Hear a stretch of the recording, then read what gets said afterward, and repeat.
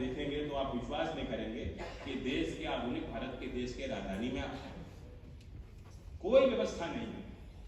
तो ये अंतर है। तो इसलिए मैं 2-3 यहाँ, क्योंकि सोशियोलॉजिस्ट बैठे हैं, छात्र बैठे हैं, 2-3 और स्टडीज का नाम दूंगा, क्योंकि लोग कहते हैं आरक्षण, मेरा कुछ भेद इस बात में। आई नो कि सीपीआई ने प्रस्ताव पारित किया है, कांग्रेस पार्टी ने भी इसको कुछ चर्चा की है, श्रीकांत जी ने भी चर्चा की है, लेकिन हमने खुली चर्चा की। आज जब हम सामाजिक न्याय की बात लेकर कहीं कोर्ट में जाकर दलील देते हैं तो कोर्ट तुरंत हमें फेंक देता है, कहता है कि आपके पास जानकारी क्या है, आंकड़े क्या है। तो किसी भी रीजन आर्गुमेंट का आधार होना चाहिए डेटा।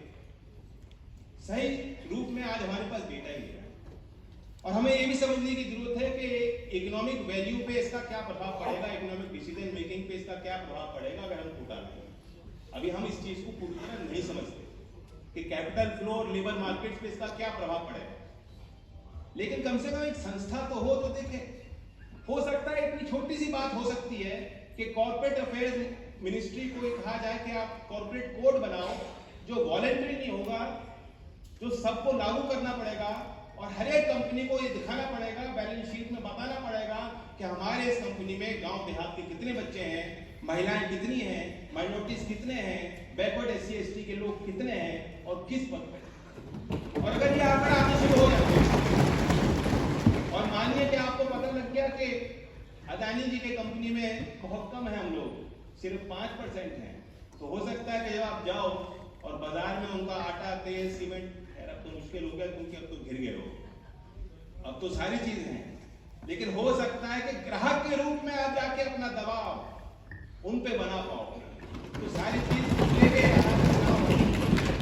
बहुत सरल चीजें हैं, लो हैंगिंग फ्रूट्स हैं जो हम सरकारी नीति के माध्यम से कर सकते हैं। और उस स्टडी का जिक्र मैं कर रहा था कि आधार मेरा इसका क्या है। कई स्टडीज हैं जो दिखा रही है कि गांव देहात के और पिछड़े वर्ग के, वंचित समाज के लोग प्राइवेट सेक्टर में उनकी गिनती नहीं।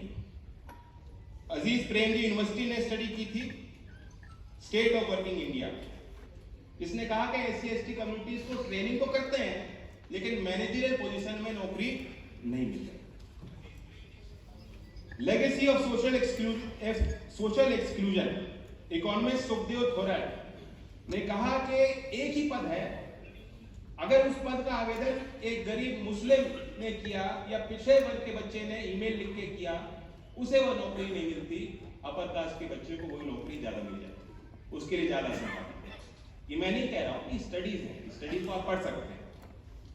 Corporate boards in India block by caste, 2012 में इकोनॉमिक एंड पॉलिटिकल वीकली का आर्टिकल है जो डी अजीत, अब डी अजीत का नाम ले लिया तो हो सकता है आप लोग पढ़ लोगे इसको, हैंड डॉनकर एंड रवि सक्सेना। इसने कहा कि 2012 की ये रिपोर्ट है कि 93% कॉर्पोरेट बोर्ड सिर्फ अपर कास्ट के लिए रिजर्व है, 93%। और union ministry of minority affairs भी एक डाइवर्सिटी ऑफ वर्कफोर्स की रिपोर्ट निकालती है। तो यानी सरकार को भी मालूम है कि अगर ये ऐसा नहीं हो रहा होता तो सरकार भी इस तरह के प्रस्ताव नहीं कर रही होती, सरकार भी कार्यक्रम चला रही है। नरेंद्र मोदी जी ने जो यूपीए ने किया था 2006 में कि हर 3 महीने में आपको रिपोर्ट देनी है, नरेंद्र मोदी जी भी वो रिपोर्ट जाती है और उन्होंने भी कोशिश की कि हम इस बात का जवाब CII और फिक्की और एसोचैम से दें, लेकिन आज कोई संस्था नहीं है। SC आयोग है वो अपने वर्ग की लड़ाई लड़ेगा, पिछड़ा आयोग है वो अपने वर्ग की लड़ाई लड़ेगा, माइनॉरिटी कमीशन है वो माइनॉरिटीज के वेलफेयर की बात करेगा। लेकिन अब हमें इकट्ठा हो जाना चाहिए, अब हमें अपनी मुट्ठी बंद करनी चाहिए।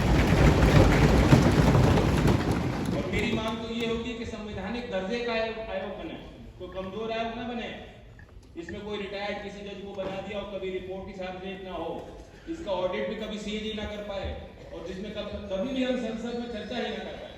संवैधानिक दर्जे वाला आयोग, ये मेरा प्रस्ताव है। मैं तो यहाँ सुनने आया हूँ, बोलने नहीं आया। मैं बहुत बहुत आभार व्यक्त करता हूँ और मैं बताना चाहता हूँ कि ये वो लोग हैं जिन्होंने मुझे कभी मना नहीं किया। चौधरी साहब का नाम लेते ही कुछ लोगों से मैंने सीधा संपर्क कर पाया, कुछ लोगों से नहीं कर पाया, बस एक चिट्ठी और एक मैसेज और एक संदेश उन तक पहुंच गया और अपना सारा काम छोड़कर ये आपके बीच आए हैं। तो ये आपका भी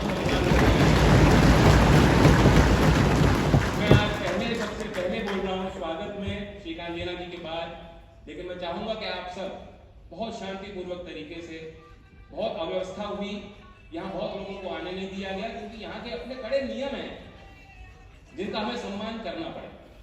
तो अगली बार धरना देना पड़े तो अलग मिजाज में आना, लेकिन आज विज्ञान भवन में बैठे हो, किसी को हिलना नहीं है, बैठ के बहुत शांतिपूर्वक धैर्य से सारी बातें आप सुनेंगे, यही मेरी आप सबसे प्रार्थना है। धन्यवाद। बहुत बहुत धन्यवाद आदरणीय जयंत चौधरी जी ने। आज हमें वो सारी बातें बताई